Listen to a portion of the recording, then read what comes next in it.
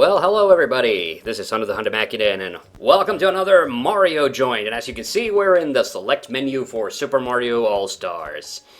Okay, so today I'll be playing another Mario game. It's been a while. I finished the Super Mario World finally last year. I still haven't finished Sunshine. I'm still pondering when I'm gonna get back to that. But you know, it's the start of the year. And I realized there is one Mario game that I have not Let's Played yet.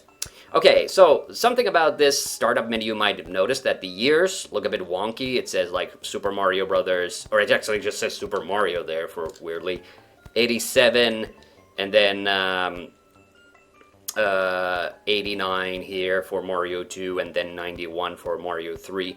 Yeah, these are the European release dates. So the NES only came out in Europe in 1987, so for this PAL version, they've corrected these years. And this one obviously was not released in Europe or anywhere else outside of Japan. And this is the subject of our day. Before we start, though, I want to point out, this is the wrong box art. This is not what the European box for. This is the American box art for Super Mario Brothers, which I do not like. I prefer the one that we had because it's the same as the Japanese art. Okay, but no delaying. Mario Lost Levels. My least favorite... Ooh, and let's start a new game. My least favorite Mario game. Canonical Mario game. And we might as well choose Luigi here. So, I do have the ROM of the original game. Oh boy, and a little bit of lag, but, you know, I played with lag before, so, you know, it's whatever. Okay, so here's the poisonous mushroom. I'm not gonna get that. Oh boy, I am already regretting this. You know, I thought I'd pick Luigi, because, you know, I might as well have a little bit of fun. Do something unique, because I do have the original, the ROM for the original Famicom version. I used footage of that when I did the, my favorite games in my, least favorite games in my favorite game series. And, you know, you might be saying to yourself, is this game really as bad as, let's say, the Mario educational games or something? And, you know, I haven't played too many of those. I played mostly Mario's Time Machine and Mario's Missing, the NES versions, and I forgive those games for being shit. Because, I'm going kind of slowly too, because I'm trying to avoid dying. I'm not being very successful. Oh my god. Luigi is so much more slippery than I am anticipating. Okay, I gotta get a bit of a better, you know, handle on his economy of motion. So I forgive, you know, the Mario educational games for being kind of whatever, because they're educational games. But, you know, this is an official, legit Mario game. And to be fair, I don't think Shigeru Miyamoto was the director of this. It's the other guy, whose name I always forget. I shouldn't, because he's actually kind of super important for the Mario franchise as a whole. But it's the other guy who directed this one. And Shiggy actually directed the Western Mario 2, or the original Doki Doki Panic. Yeah, this game, especially in this format, because in this format you can't really appreciate the graphic upgrade. Oh yeah, so why am I playing this version? I thought... I don't know. If I'm going to play the worst Mario game, I might as well play the best version of it or whatever. By the way, I don't think this necessarily is the best version. That was a joke. So, that was a joke, not a very funny joke. But anyway, yeah, I thought to myself, I might as well get it out of the way because I did a one-off of the original Super Mario Brothers. I'm actually kind of thinking of doing OG Mario Brothers again, but actually doing it on the NES. I don't plan on doing it with this. But because I played so badly, my biggest problem being that I didn't get enough coins and extra lives, and I'm kind of having the same problem here because I'm skipping along here. Oh, wait, am I... Oh, no! Oh, well, okay, I can just get to the end. Oh my god, like, okay. I'm immediately regretting having picked Luigi. But, you know, the problem with this game, I think you've noticed this, that it's, we're in level 1, 2. Okay, so there was a little bit of a way to cheese that level, which I appreciate. Alright, we're already getting the flying bloopers. This game is kind of weird. It does feel so much like a level pack for Super Mario Brothers. Like, okay, so the Famicom version, the original one, it is noticeably different, like visually. Like they did add a lot more detail to the graphics, and it does actually.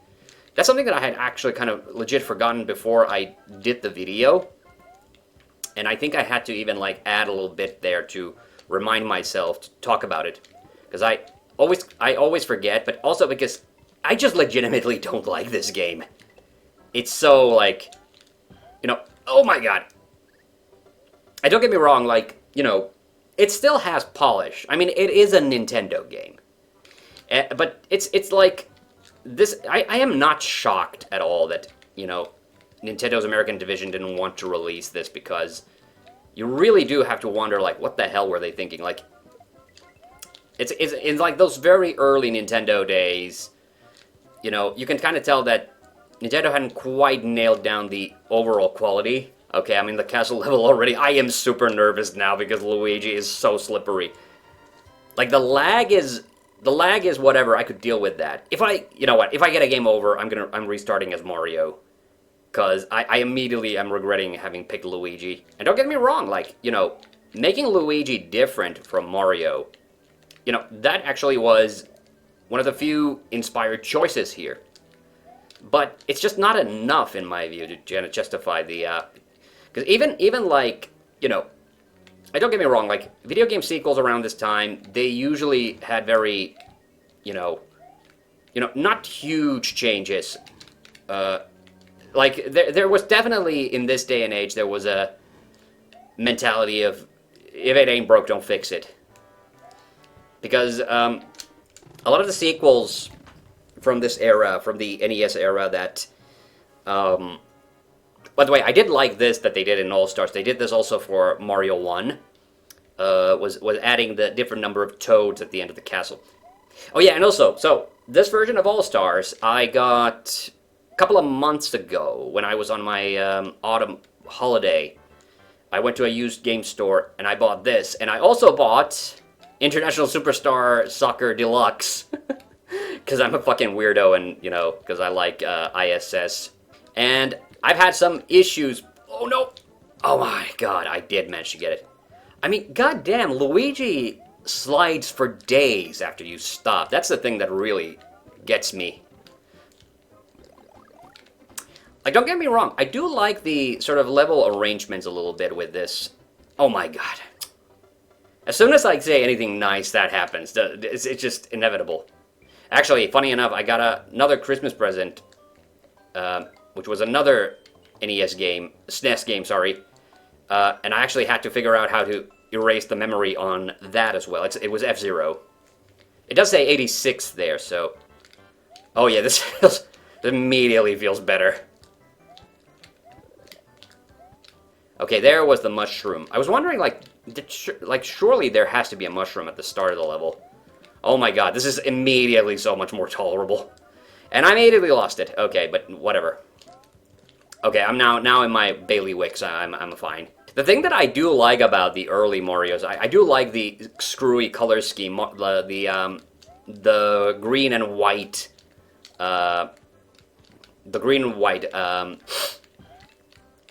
overalls that Luigi used to have.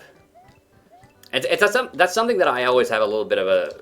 I always like is like seeing the early rough versions of video game characters and how different they look. Mario and Luigi look really weird in the arcade Mario Brothers, like the box art. So this is also does bring me to another interesting thing about, like I said, Nintendo. Okay, these days Nintendo, just like pretty much every other video game company, because it seems very seems super happy to keep making remakes of their older games. That's why we get stuff like the Zelda, Zelda, oh my god, Link's Awakening remake and stuff like that.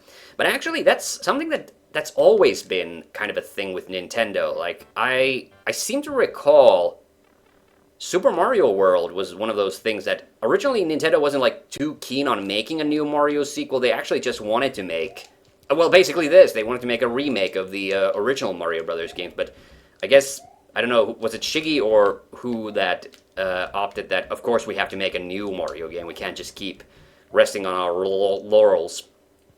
Even though, ironically, in the 80s, that's kind of what Nintendo was doing all the time, was like you know, the million different ports of Donkey Kong that they made a huge payday off of, but you know, that is, you know, something. Part of the reason was also obviously probably that their other arcades weren't as successful. You know, when we make a game like Donkey Kong, like, yeah, I think it's okay to milk it for what it's worth.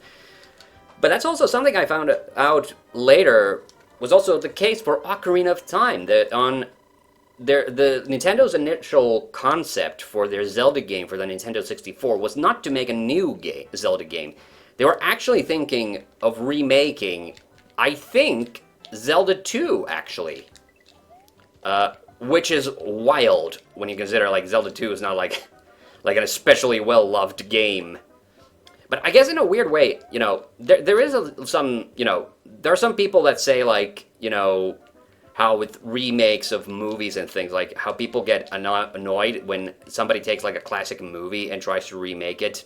Why, instead, what they should be doing is, like, maybe take, like, a movie that was a failure and remake that in a way that's good. But I've got to say, like, I'm not, like, fully on board with that whole mentality anyway.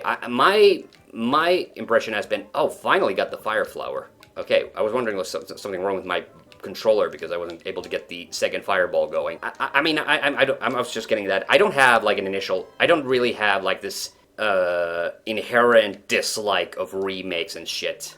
Like, what seems to be really prevalent and, like, people want to always shit on. Oof, remakes and what have you.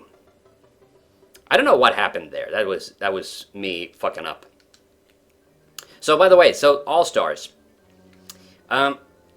This is, like, a cool version of this game.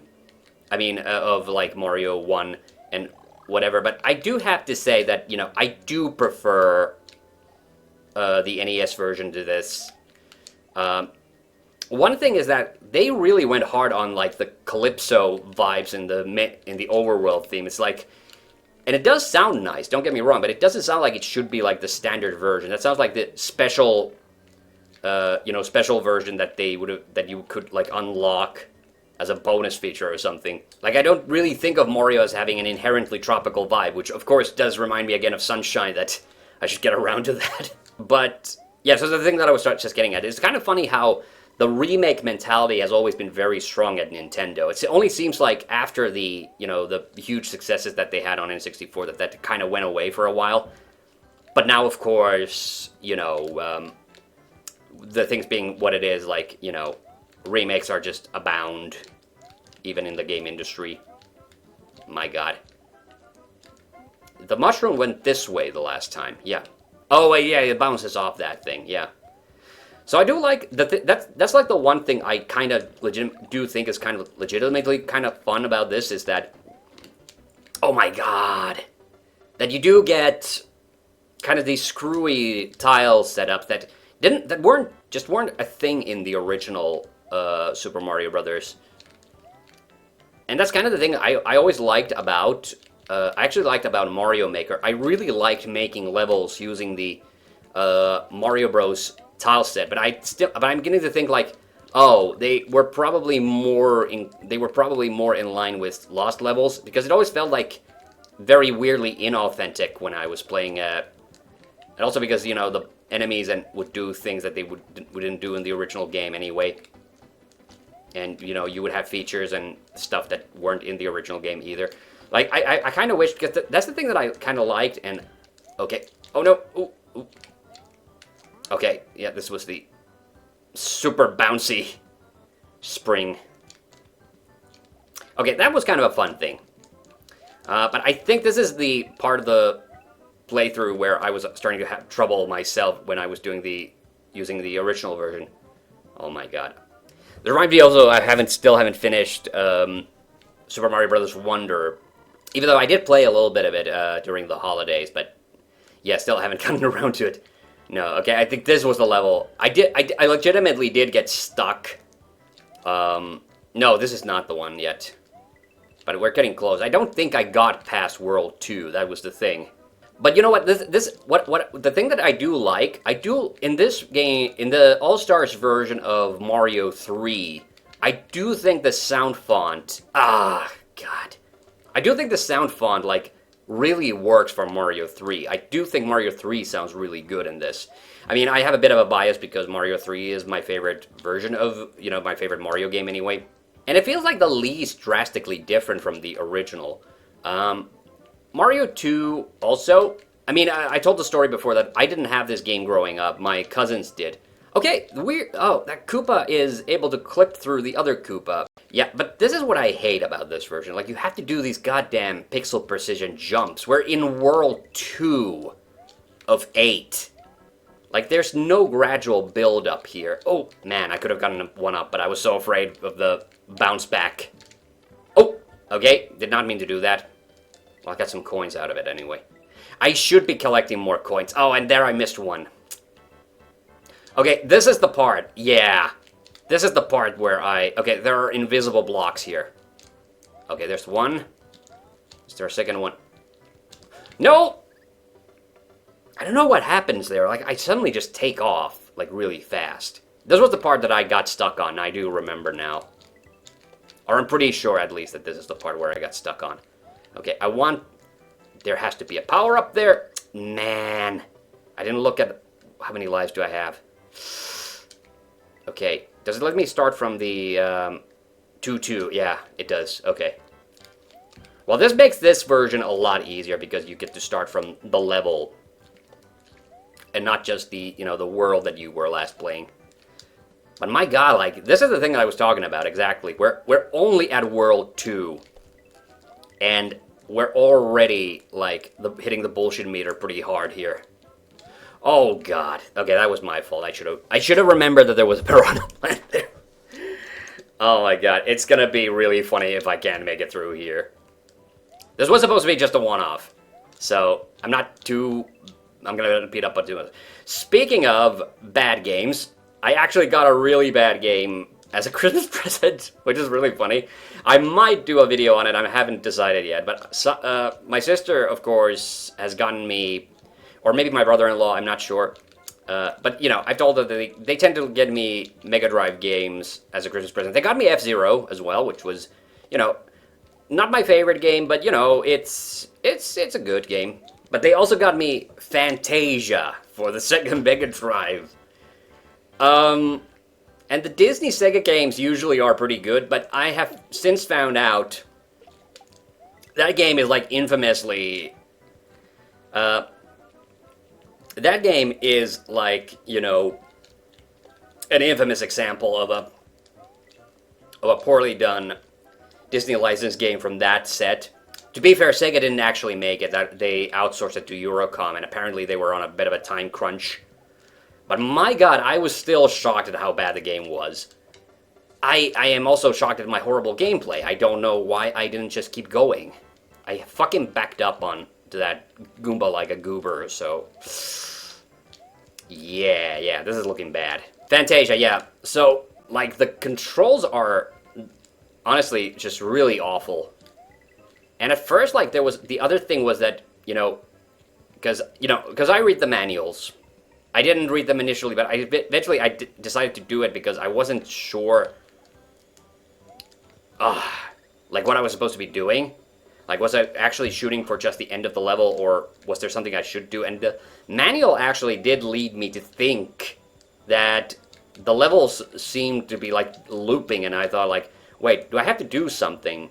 And then it turns out, like, no, the levels don't loop. It's just literally, like, every other segment looks exactly the fucking same, so... but yeah, so... Just to give you an inkling, like, how bad Fantasia actually is, like... There is no Game FAQs guide for it. Not one. Not a singular one. That is a big red flag for any video game. Like, you have to understand, like, how bad a game has to be for there to not be even just one, like not even like one masochist of a Disney fan has actually, or Sega fan has decided to, subject themselves to playing that game long enough to actually, record, make a walkthrough for it, for game FAQs. That's a pretty big condemnation of the game as a whole. Okay. So, Oh no! I knew that was gonna fucking happen. Jesus, when is this level gonna end? I wanna get to the end. I'm fucking done. I'm fucking done with this game. Oh, God. Please, let it be the end. Let it be the end. Yes! Alright.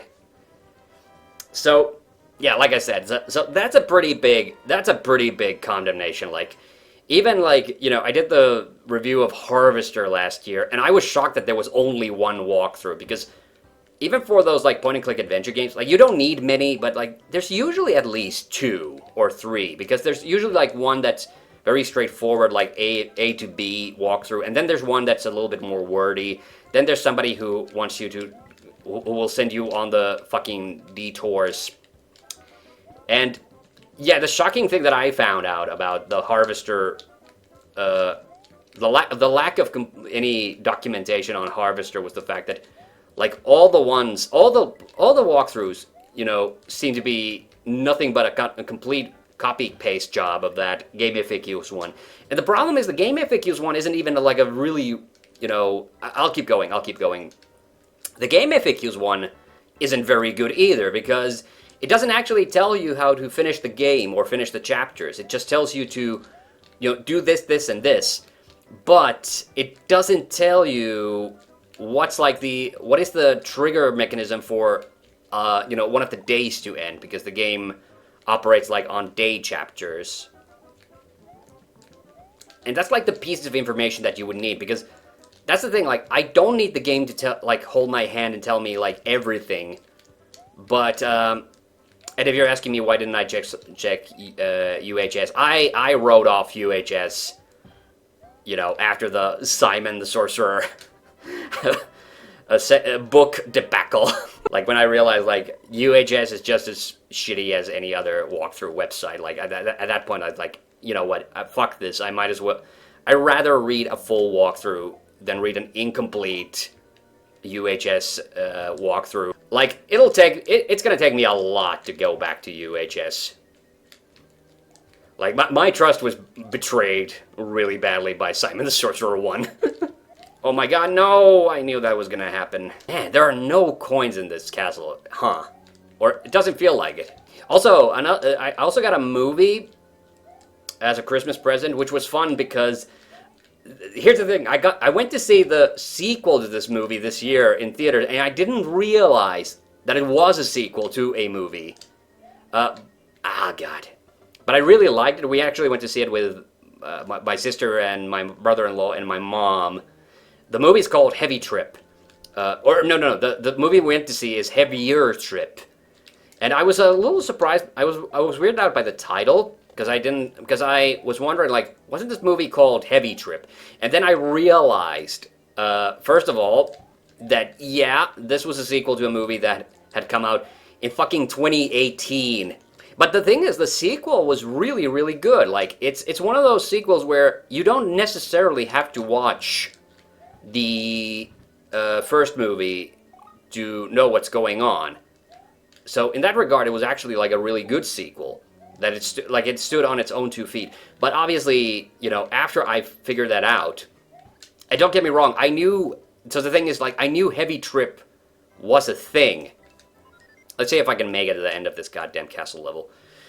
So I knew Heavy Trip was, you know, a movie. I had kind of, in my mind, I had conflated Heavy Trip and Heavier Trip together. And also, that's a good sign of, like, how I have no perception of time that fucking Heavy Trip came out in fucking 2018, and it, like, feels like yesterday to me. Which of the movies was better? That's a bit hard to say. Heavy Trip is a more low-budget movie. It's very obvious when you look at the 2 movies. Heavier Trip had more international assistance. So there were some in mostly Norwegian, because the movie is about, like, a heavy metal band trying to play a gig in Norway. Good and bad. The first movie is more low budget, both good in both good and bad sense of the word. The thing I like about the fact that it's so low budget is that it's very honest, straightforward. It's under 90 minutes. It's like I think it's like 86 minutes, but it feels like a good full movie. It's the kind of movie I miss. I miss having 90-minute movies. But it doesn't overstay its welcome. And the thing I like about it is that it's a very down-to-earth comedy. But, well, okay, it's down-to-earth for like 90% of the movie. Then the final act, it goes a little bit off the rails. But it's not like too mean-spirited and things. But that film was surprisingly like uplifting in like a good way. The second movie, the sequel, the characters spoke a lot more English. There's almost the entire middle act, the characters actually spoke English. Ooh.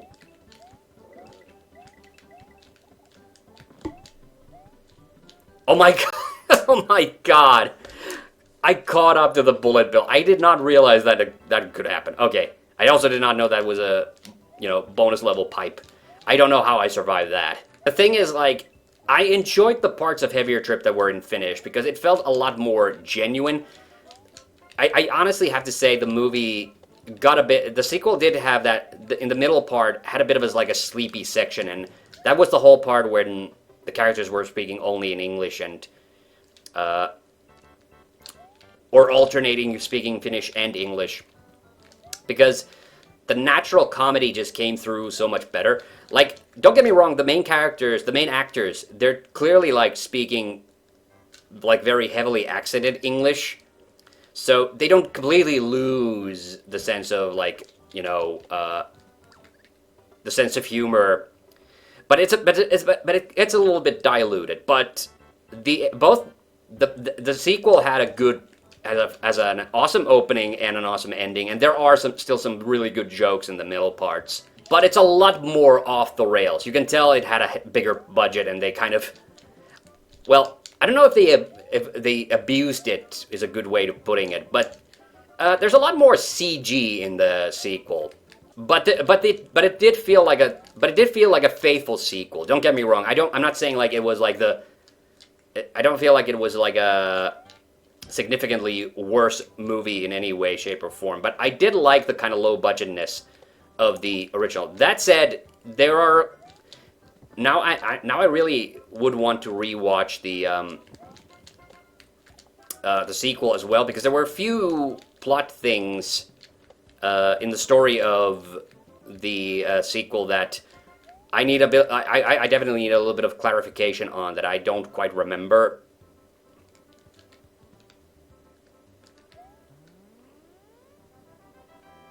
Okay, but I think that's a long enough of an episode. I hope you enjoyed watching me suffer through Lost Levels. I think this might be legitimately the longest... Maybe this isn't the furthest I've ever gotten in this game, but it's the furthest I've gotten without, like, too much cheating. So we'll cut it off there. Thank you for watching, and I'll see you on the next video, whatever it will be. Bye-bye.